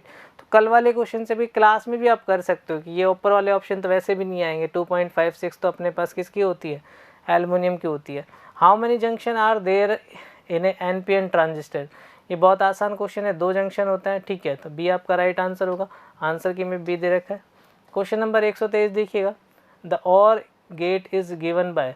और गेट अपने पास a प्लस बी होता है, तो y बराबर a प्लस बी देख लीजिएगा, यहाँ इसमें दे रखा है, तो b आपका राइट आंसर होगा। ठीक है, तो b अपने पास राइट आंसर है, कोई यहाँ पर ये कितना हार्ड क्वेश्चन नहीं था। नेक्स्ट क्वेश्चन है, हेयर ड्रायर को शोर का क्या कारण है। ठीक है, अनुचित माउंटिंग, इम्पेलर की अनुचित फिटिंग, विकृति, इम्पेलर ब्लोअर कंपोनेंट में ढील है, विकल्पों में सभी। अब देखिएगा कि जब हेयर ड्रायर को देखोगे आप नॉर्मली, अगर अपने पास देखिएगा कोई भी फ़ैन है या मशीन है, उसके पार्ट को अगर हम लूज़ कन्वर्ट, कूलर को एग्जांपल ले लीजिए, अगर वो लूज़ अगर फिटिंग होगी तो उसकी वो ज़्यादा आवाज़ करता है नहीं करता। तो यहाँ अपने पास इसकी फिटिंग अगर लूज़ होगी तो उसमें ब्लोअर भी हो सकता है, ठीक है, और अपने पास जो बॉडी है उसका भी अपने पास हो सकता है। तो यहाँ सभी विकल्प क्या है, सही हैं, ठीक है। तो आंसर जो होगा अपने पास क्या होगा, ई सही हो जाएगा। तो देखिए प्रैक्टिकल बेस क्वेश्चन है, तो हो सकता है कि आप सभी सही क्वेश्चन पे, सही आंसर पे ना जा पाएँ, तो इसे भी मैं अपने पास डिफ़िकल्ट टास्क में रख लेता हूँ। तो अभी तक 4 या 5 क्वेश्चन ही ऐसे हैं जो अपने पास इसमें हार्ड लगे हो अभी तक। विच of the following is A component of the ceiling fan, ठीक है। सीलिंग फैन का इसमें अपने पास कौन सा एक घटक है, संधारित्र, ठीक है, डायक, थर्मोस्टेट, मॉसफेट, जेनर डायोड, तो आपको पता चल गया होगा कैपेसिटर यूज़ करते हैं और इलेक्ट्रोलाइट कैपेसिटर यूज़ किया जाता है। नेक्स्ट क्वेश्चन है अपने पास, ये किस गेट का सिंबल है, तो साफ दिख रहा है एंड गेट का सिंबल है, तो ए आंसर हो जाएगा। तो आंसर की में भी ए दे रखा है तो कोई प्रॉब्लम नहीं है, ठीक है, तो यहाँ कोई ऑब्जेक्शन नहीं बनते। ये सभी क्वेश्चन क्लास में करा रखे हैं आपको। Question number 127, which of the following is known as the outer frame of the DC machine, तो आउटर फ्रेम को योक बोला जाता है, ठीक है, तो ये भी अपने पास राइट आंसर है। क्वेश्चन नंबर 128 देखते हैं, identify the type of winding BIS 47181975, ठीक है। तो BIS के अकॉर्डिंग पूछ रहा है कि अपने पास जो ये वाइंडिंग है वो कौन सी वाइंडिंग है, ठीक है। तो देखिएगा कि जो अपने पास E1 E2 है वो डिपेंड कर, वो अपने पास शो करता है किसको, एक्साइटेशन को, किसको, एक्साइटेशन को शो करता है, ठीक है। दैट मीन्स एक्साइटेशन वाइंडिंग होगी, ठीक है। आर्मेचर वाइंडिंग जो A1 A2 यूज़ किया जाता है, कंपनसेटिंग वाइंडिंग के लिए C1 C2 यूज़ किया जाता है। तो यहाँ जो अपने पास है shunt excitation winding with 2 terminal, तो ये अपने पास क्या हो जाएगा, सी जो होगा आपके पास वो राइट आंसर हो जाएगा, ठीक है। आंसर की में देखते हैं कि क्या आंसर दे रखा है, सी दे रखा है कि ये, दैट मीन्स ये राइट आंसर है, ठीक है। क्लियर चीज़। 130 नंबर के क्वेश्चन पर चलते हैं कि 130 नंबर का जो क्वेश्चन है वो क्या है, 129, ठीक है। 129 जो क्वेश्चन है वो देखिएगा, identify the type of generator below figure, ठीक है। तो देखिए आर्मेचर कनेक्शन दे रखे हैं, सीरीज वाइंडिंग दे रखी है, सीरीज वाइंडिंग के कनेक्शन D1 D2 से शो किए जाते हैं, दैट मीन्स ये कौन सा जनरेटर है, सीरीज जनरेटर है बेटा। कौन सा है, सीरीज जनरेटर, तो बी आपका राइट आंसर होगा। मैच करते हैं कि बी आंसर की में क्या दे रखा है, बी, तो ये भी अपने पास क्या होगा, राइट होगा। नेक्स्ट क्वेश्चन दे रखा है 130 नंबर का, विच of the following is a non contact method of measuring the speed of RPM of rotating shaft. देखिए ये मोटर है अपने पास, है ना, इस मोटर की जो ये शाफ्ट है इससे अब कुछ टच नहीं करना है, ठीक है। अगर टच कर देंगे तो अपने, इसने नॉन कॉन्टैक्ट वाला बोला है ना, तो टैकोमीटर की शाफ्ट तो इस पर टच की जाती है, रिवोल्यूशन काउंटर की भी अपने पास टच की जाती है, ठीक है। तो ये दोनों टैकोमीटर या रिवोल्यूशन काउंटर ये तो कट ही हो जाएगा। अब डायनोमीटर तो अपने पास जो मीटर होता है, डायनोमीटर जो टाइप का मीटर होता है, तो उसमें अपने पास एमीटर भी होता है, वाट मीटर भी होता है, तो ये तो ऑप्शन वैसे ही कट गया, ठीक है, ये वाला डायनोमीटर वाला। तो आंसर स्ट्रोबोस्कोपिक विधि हो गई। इसमें क्या होता है कि एक लाइट होती है, उस लाइट को कांटेक्ट नहीं करना पड़ता, इस लाइट को अपने पास यहाँ डाला जाता है, तो ये अपने पास रिवोल्यूशन को काउंट कर लेता है, ठीक है, और आपको बता देता है कि अपने पास स्पीड कौन सी है, ठीक है। तो इसको अपने पास क्या बोलते हैं कि डिजिटल टैकोमीटर भी बोलते हैं, ठीक है। इसमें स्ट्रोबोस्कोपिक इफेक्ट यूज़ किया था, तो जी जो सी है अपने पास वो राइट आंसर है। ये क्वेश्चन का लेवल काफ़ी अच्छा था, ठीक है, और आप लोगों ने आधे से ज़्यादा ने इसमें टैकोमीटर ही क्या होगा कि जो कि गलत है, ठीक है। नेक्स्ट क्वेश्चन है अपने पास क्वेश्चन नंबर 131, ठीक है। द जनरेटर में lose its a residual magnetism due to, ठीक है, कि भी अपने पास जो अवशिष्ट चुंबकत्व होता है जनरेटर में वो कब लूज हो जाता है, यानी कब खत्म हो जाता है। It's being keeped ideal for a long time, एक लंबे समय के बाद निष्क्रिय रहता है, तो बिल्कुल सही है ये अपने पास ये वाला ऑप्शन सही है। भारी शॉर्ट सर्किट होता है तो भी अपने पास समाप्त हो जाता है, ओवरलोडिंग ज़्यादा हो तो भी समाप्त हो जाता है, बहुत अधिक गर्मी के अधीन हो तो भी समाप्त हो जाता है। तो यहाँ जो ई होगा वो राइट आंसर हो जाएगा, ठीक है। क्लियर चीज़, कोई भी कारण हो सकता है। क्वेश्चन नंबर 132 देखते हैं, ए प्रॉनी ब्रेक आर्म, जो डिस्टेंस दे रखी है आपकी आर्म की वो दे रखी है 0.5 metre, then the wing nut of the brake tighten on the motor pulley creating the force, इनकी फोर्स दे रखा है अपने पास न्यूटन, ठीक है। Then the torque being develop, तो देखिए टॉर्क क्या होता है, फोर्स इनटू डिस्प्लेसमेंट, ठीक है, या फिर रेड आई ले सकते हैं। तो यहाँ अपने पास ये आर लिख दीजिए चाहे इसको, तो यहाँ अपने पास ये वैल्यू है 980 और ये 0.5, इसको मल्टीप्लाई करेंगे तो आ जाएगा 490 न्यूटन मीटर, ठीक है। तो राइट आंसर जो होगा देखिए मैच कीजिए, तो सी वाला आपका मैच कर गया, तो सी आपका राइट आंसर होगा। आंसर की में भी सी दे रखा है तो सही है। नेक्स्ट क्वेश्चन 133 देखिए, the DC motor will not start, there is overload, excessive friction यानी अधिक भार होगा, एक्सेसिव अधिक अपने पास क्या होगा, घर्षण होगा, और कोई टर्मिनल वोल्टेज नहीं हो यानी सप्लाई नहीं दे रखा, फ्रोजन बियरिंग यानी कि बियरिंग जो है अपने पास वो खराब हो गए हों, ठीक है।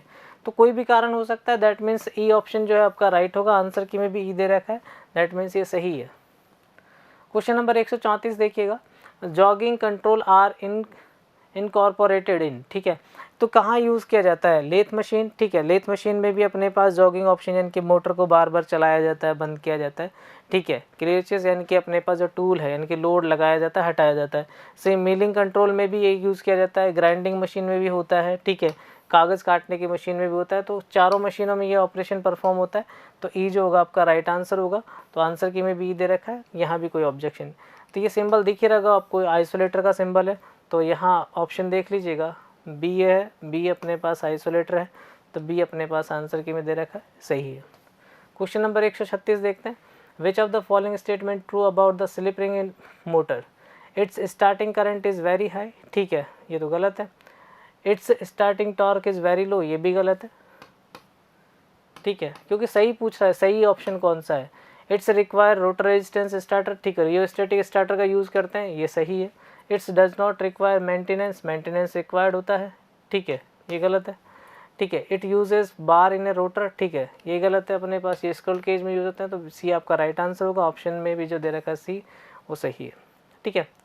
Next question 137, which of the following statement is false about the squirrel cage motor, its starting current is high, ठीक है, यानी कि पूछ रहा है कि कौन सा गलत है अपने पास। इसका स्टार्टिंग करंट उच्च होता है, ठीक है, ये तो सही है। डोल स्टार्टर द्वारा स्टार्ट किया जा सकता है, ये भी सही है। इसका स्टार्टिंग टॉर्क कुछ होता है, ये गलत है, स्टार्टिंग टॉर्क इसका क्या होता है, लो होता है। तो यहाँ सी जो होगा वो राइट आंसर होगा। आंसर की में भी क्या दे रखा है, सी, सही है। क्वेश्चन नंबर 138 देखिएगा, salient pole type alternator could be identify, long axial length, ठीक है। तो अक्षीय लंबाई जो होती है अपने पास सेलियंट पोल की, वो क्या अक्षीय लंबाई ज़्यादा होती है क्या, ठीक है, ये तो गलत हो गया। डायमीटर अपने पास क्या होता है, कम होता है क्या, ये भी गलत हो गया, ठीक है। स्पीड अपने पास कम होती है, ये सही है, ठीक है। मीडियम भी हो सकती है, क्योंकि हाई स्पीड तो अपने पास किसकी होती है, सिलेंड्रिकल रोटर की होती है।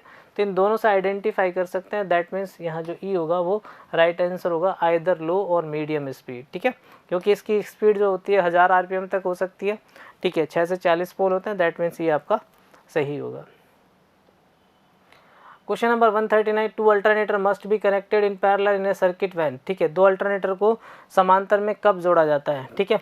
ऑप्शन ए सुनिएगा, लोड सर्किट की पावर डिमांड सिंगल अल्टरनेटर के पावर आउटपुट से ज़्यादा हो।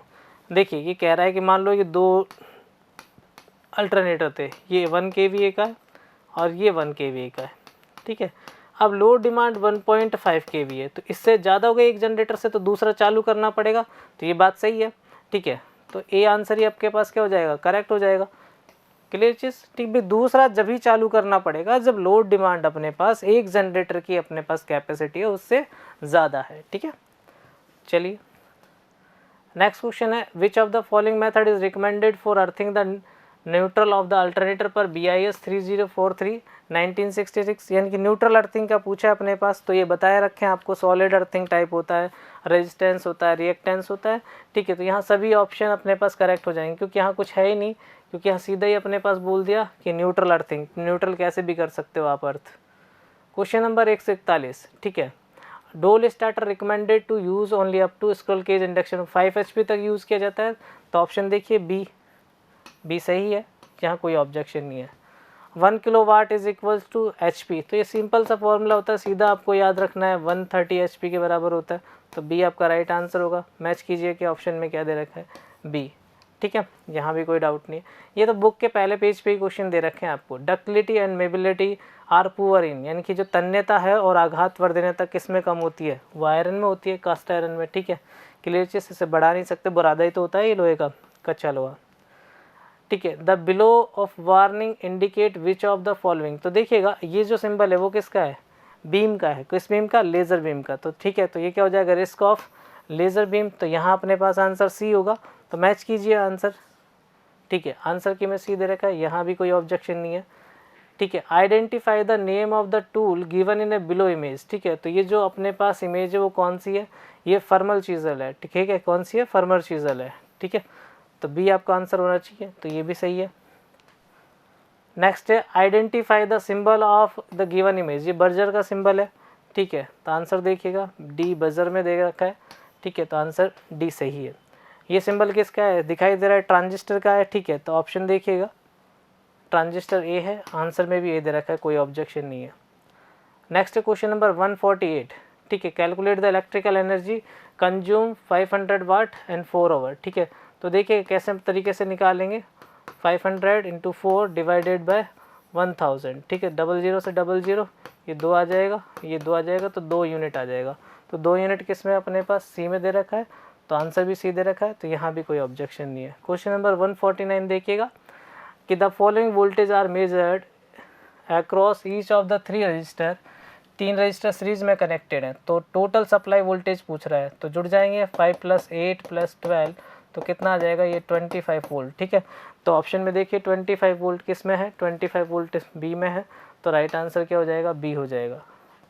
नेक्स्ट क्वेश्चन है अपने पास 150 कि carbon arc lamp were generally use, ठीक है। तो सिनेमा प्रोजेक्टर में यूज़ किया जाता है, तो राइट आंसर डी होगा। आंसर की में भी डी दे रखा है।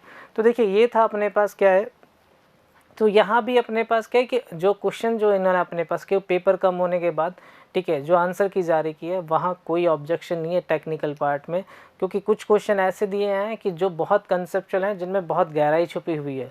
तो वहाँ आपको लग रहा होगा कि मेरा आंसर जो सही है वो इन्होंने गलत दे रखा है, लेकिन वो क्या है, कुछ अच्छे क्वेश्चन थे। तो यहाँ इस वाले पेपर में जो अटेम्प्टिंग बनती है आपकी, ठीक है, टेक्निकल वाले पार्ट में, वो अपने पास 80 से लेके 85 क्वेश्चन बच्चा एट लीस्ट करेगा, ठीक है। वो भी सही करेगा, ठीक है। जिस तरीके के मैं अपनी नॉलेज बता रहा हूँ, क्योंकि मेरे स्टूडेंटों को मैंने जो पढ़ाया है उनके इसी में अपने पास मार्क्स आ रहे हैं, ठीक है। क्लियर चीज़, 80 से 85 में आ रहे हैं। तो नॉर्मली आप देखिएगा 80 से 85 इसमें आ रहे हैं, तो 30 मार्क्स अपने पास किस में आ रहे हैं, टेक नॉन टेक वाले पार्ट में आते हैं, तो इनका आप सम कर दीजिएगा, ठीक है। तो ये अपने पास 115 नंबर बन रहे हैं, ठीक है। पिछले वाले पेपर की बात करें तो वहाँ अपने पास क्या है कि एवरेज जो मार्क्स होंगे वो अपने पास 95 से लेके 100 के बीच में बनेंगे, ठीक है। तो यही मेजर फैक्टर है कि स्केलिंग कैसे होगी, ठीक है। तो यहाँ जो डिफरेंस है, देखिए नॉन टेक्निकल पार्ट में और टेक्निकल पार्ट में बहुत ज़्यादा डिफरेंस आ गया है, क्योंकि यहाँ जो टेक्निकल वाला पार्ट है कंपेयर देन उसका मुझे इजी लगा, क्योंकि देखिए वहाँ 70 नंबर का अपने पास मैक्सिमम आप अटैम्प्ट कर पा रहे थे, या 85 आप अपने पास 90 तक अटैम्प्ट कर सकते हैं, लेकिन 85 मार्क्स ला सकते हैं, ठीक है। तो दोनों में डिफरेंस आपको पता चल गया। ये 15 मार्क्स का जो वेरिएशन है यही आपकी कट ऑफ तय करने वाला है, ठीक है। तो अपने पास देखिएगा लेटेस्ट जो अपडेट रहने वाली हैं, लेटेस्ट अपडेट जो भी आपके जेमिनल एग्ज़ाम से रिलेटेड हैं या फिर गवर्नमेंट जॉब से, तो वो अपने पास क्या यूट्यूब चैनल पे मिल जाती हैं। तो यूट्यूब चैनल को आप सब्सक्राइब कर लीजिए, ताकि आपको, और बेल आइकन को प्रेस कर लीजिए कि कोई भी जो अपडेट होगी वो आपको अपने पास नोटिफिकेशन मिल जाएगा। सेकंड, अपने पास लाइव क्लासेस अवेलेबल होने वाली हैं यूट्यूब पे, जो कि फ्री रहेंगी आपकी, ठीक है। तो उसके लिए भी चैनल को आप सब्सक्राइब करें। Okay, thank you.